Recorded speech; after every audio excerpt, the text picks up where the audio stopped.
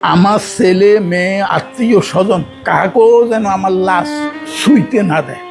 শেষ শেষ দুনিয়াতে আমার আত্মায় কষ্ট পাইবে যে কি করলাম আর কি পাইলাম। আমি মন থেকে দিল থেকে তাদেরকেও অভিশাপ দিই, আমার মতো একদিন যেন তারা এই জায়গায় আসে। এদেরকে সোনার স্বামীসো করে মানে দুধ খাওয়াইছি, এত বেশি ভালোবাসছ না তোমারে, এরা জীবনে বহুত কষ্ট দিব। আজ সেই কথা, তাদের কথাটা আমি অক্ষরে অক্ষরে পাইছি।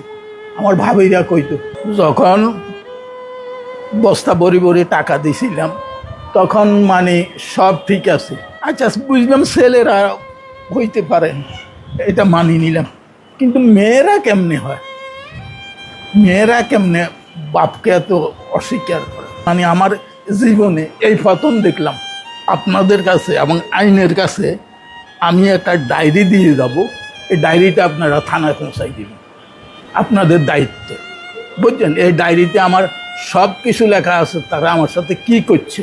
এই টাকা পয়সাটাই হইল আমার সবচেয়ে জীবনের কাল। ওনাদের গানের উপর আমার উঠাই দিয়ে গেছে, আজ পর্যন্ত দেখতে আসেনি, অন্তত খোঁজটা নেয় না। দেখেন দূরে কথা, খোঁজটা নেয় না। এইটা কি ধরনের ছেলে, এটা কি অশিক্ষিত? অশিক্ষিত হইল এক কথা, আর আমার মেয়ে কি অশিক্ষিত? যে মেয়েরে আমি পুতুলের মতো রাখছি, বুঝছেন, আমি কি তাদের কাছে টাকা পয়সা চাইছি? কিচ্ছু চাইনি, ভালোবাসা চাইছি। যাকে এটা আমার ভাগ্য আছে। আমার জীবনে আমি বহুত বিদেশ করছি, বহুত টাকা কামাইছি, বহুত টাকা খরচও করছি, বুঝছেন। আজ দুরবস্থায় ওনাদের ধার পান্তে পড়ে আছি, ওনাদের দয়ায়।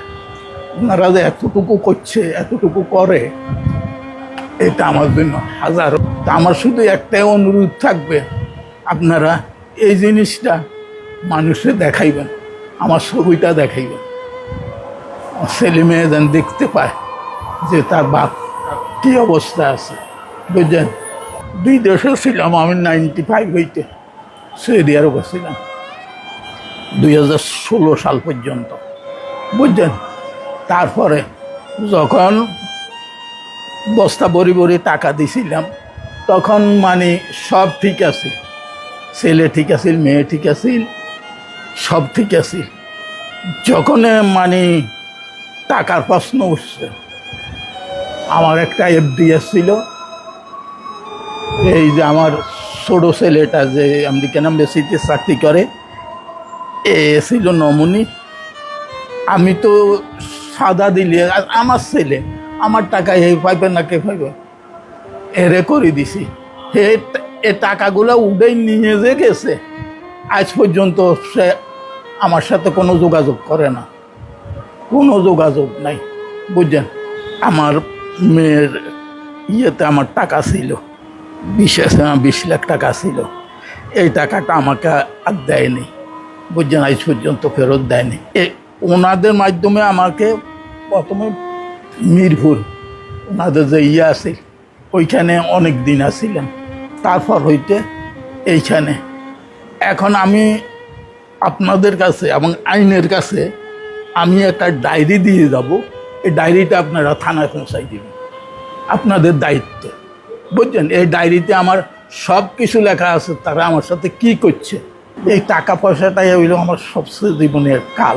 আমি মন থেকে দিল থেকে তাদেরকেও অভিশাপ দিই, আমার মতো একদিন যেন তারা এই জায়গায় আসে দাঁড়ায়, বুঝছেন, আল্লাহর কাছে।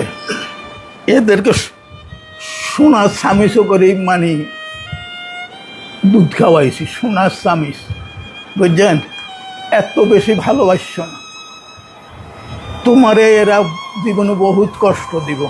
আজ সেই কথা, তাদের কথাটা আমি অক্ষরে অক্ষরে পাইছি। আমার ভাবিরা কইতো, খুব ভালো লাগছে, যে কদিন আল্লাহ বাঁচি থাকি এই আমি এইখানে থাকব। আমার ছেলে মেয়ে আত্মীয় স্বজন কাকেও যেন আমার লাশ শুইতে না দেয়, শোয়ার কারো কোনো অধিকার নেই, একমাত্র ইয়ানের মানুষেরই আছে আমার লাশ শোয়ার। আমার সন্তানদেরকে আমি এইটাই বলবো যে দেখো, আমার সাথে তোমরা যারা যা করছো এটার ফল তোমরা পাইবা।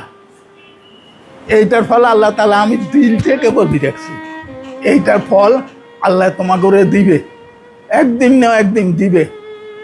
এটা ফল তোমরা ভোগ করতে পারবা। পরে আমারে তো ওনারা জায়গা দিছে, সাইডটা খাইবাই দিছে, থাকার জায়গা দিছে। এদেরকে আল্লাহ যেন এইটাও না দেয়। বিশেষ করে আমার মেয়েকে যেন না দেয়।